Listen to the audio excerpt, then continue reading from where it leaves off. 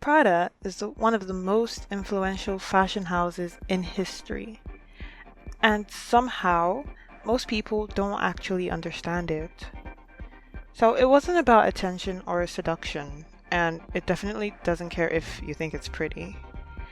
Prada has always been about something else, something quieter, sharper.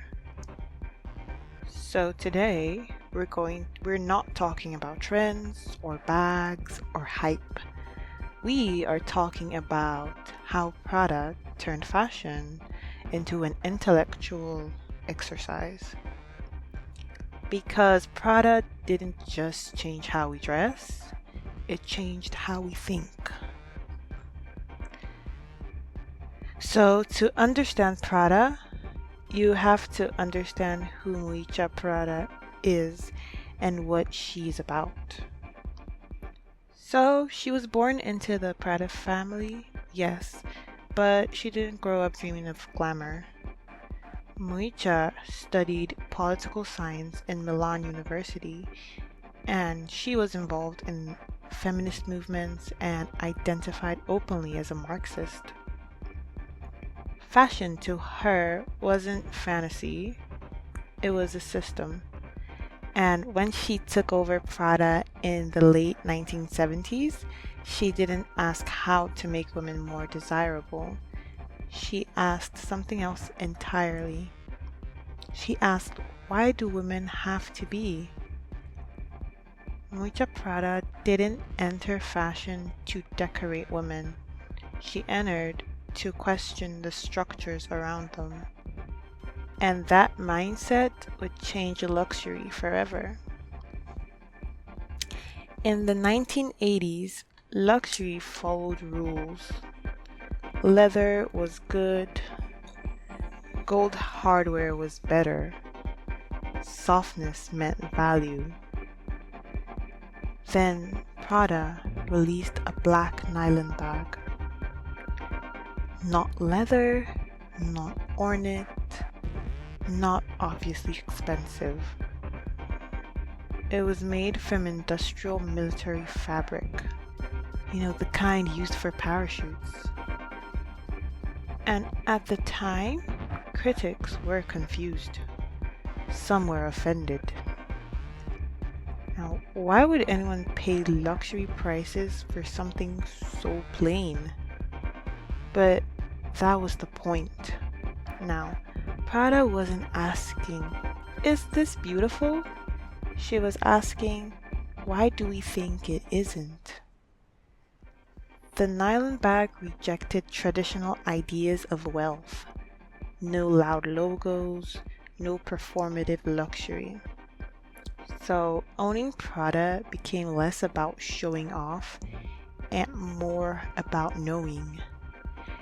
If you got it, you got it. If you didn't, Prada didn't explain itself. Prada is often called ugly fashion. And honestly, I don't think that's wrong.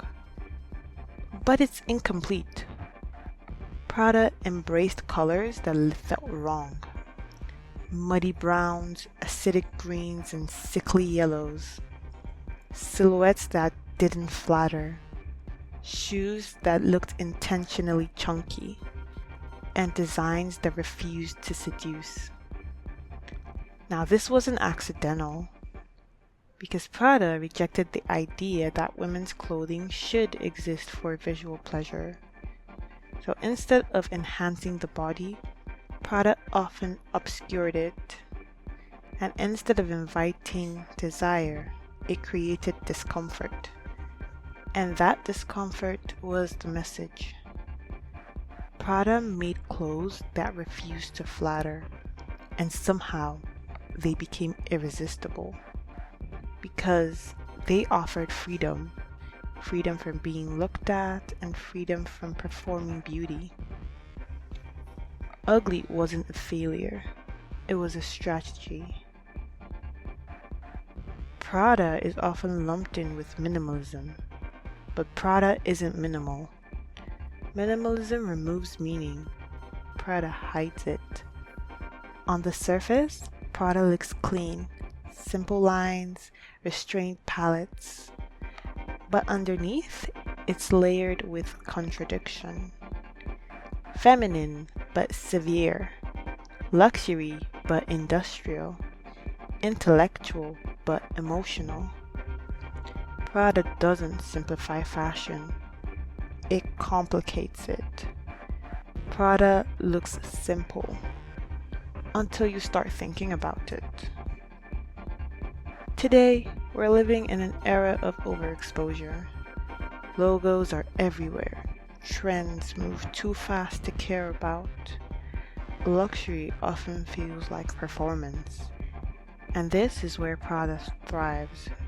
Because Prada doesn't chase relevance, it waits. In a world obsessed with being seen, Prada whispers, and people lean in. Quiet luxury didn't start on TikTok. It started decades ago, when Prada decided that intelligence could be aspirational. Prada isn't about status symbols. It's about cultural awareness. It's fashion for people who are tired of explaining themselves. Prada doesn't want to make you pretty. It doesn't want to make you desirable. And it definitely doesn't want to make you comfortable. It wants to make you aware. Because once fashion starts asking questions, you can never look at clothes the same way again. And that is Prada.